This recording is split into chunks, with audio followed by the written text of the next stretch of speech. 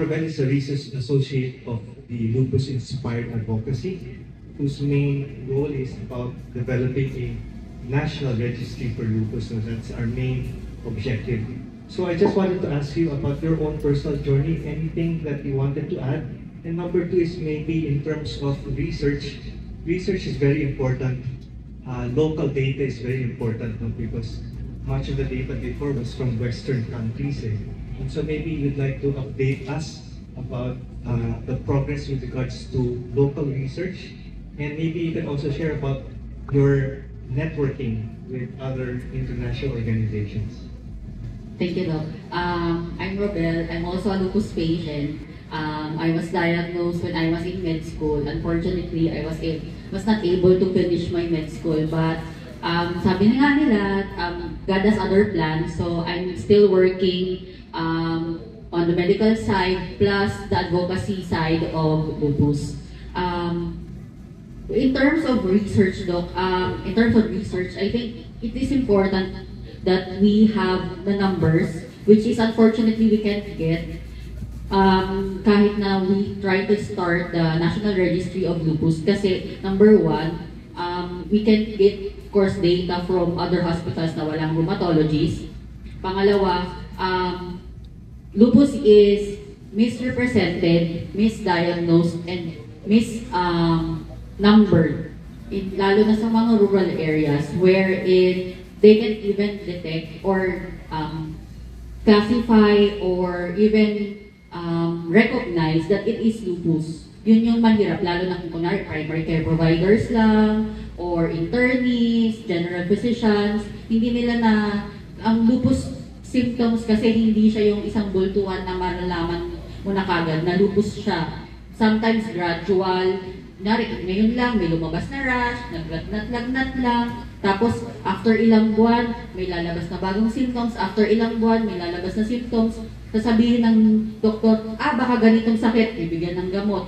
Tapos hindi siya gumaling. Sasabihin, baka ibang sakit, bibigyan siya ng gamot, hindi na naman gumaling. Which is the reason why kung saan pa jump ng doktor yung mga pasyente.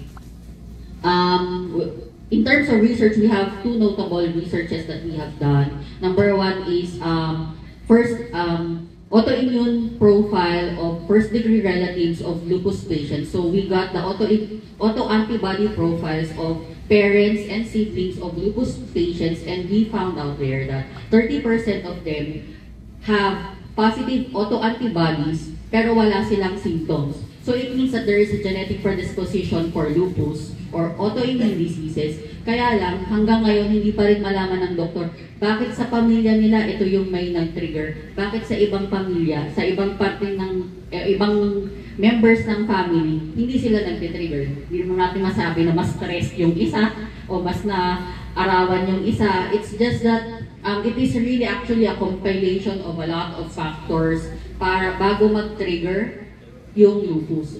In our family, sa immediate family ko, ako lang yung may lupus. My brothers were also part of the study and all of them have negative autoantibody profiles.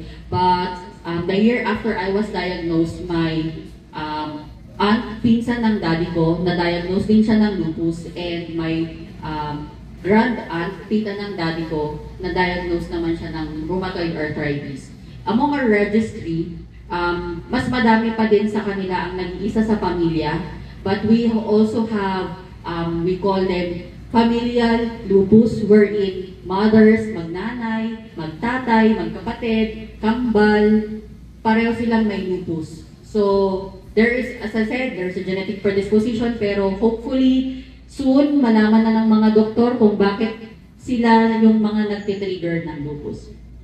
Next, study that we had is the unmet needs of lupus patients, Filipino lupus patients, which we were able to publish in 2019 at PJIM, or Philippine Journal of Internal Medicine.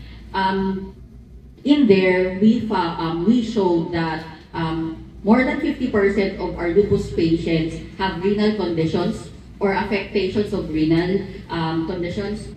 And more than 50% of them, more than 50% of the lupus died because of renal problems. So it means that, number one, hindi lang lupus yung dapat nating tutukan. It's actually should be compilation of a lot of things. Number one, food. Gano'n ba kaano yung food natin dito, di ba? We have to make our lupus patients eat healthy para hindi na nila po problemahin yung pagkain dahil may lupus na sila, di ba? Next is the income of our lupus patients are less than 10,000. Most of them, 50% is less than 10,000.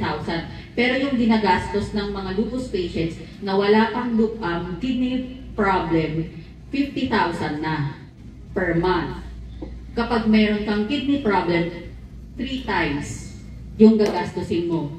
Kapag nagkaroon ka ng end-stage diseases like dialysis, times 10 yung gagastusin mo per month. Saan natin kukunin yun? Saan kinukuha ng mga pasyente yun? Yun yung dahilan kung bakit nauutos yung time nila to get GL, pumunta sa PCSO, DSWD, at lahat ng mga pangalan na makikita nila sa Facebook.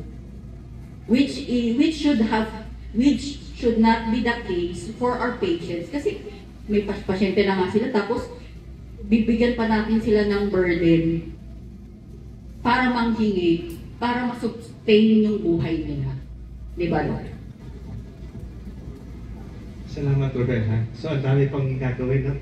Yes, Doc. Marami pa. And then, ngayon, Doc, we have lupus patients actually should parang push for 3 high-level resolutions which will be given or be presented today this month or sa September for UN high-level meeting. So number 1 is the high-level resolution for rare diseases. The second is for the skin diseases, and the third is for the kidney diseases. Thank you, Rodel. So we'd like to now ask Dr.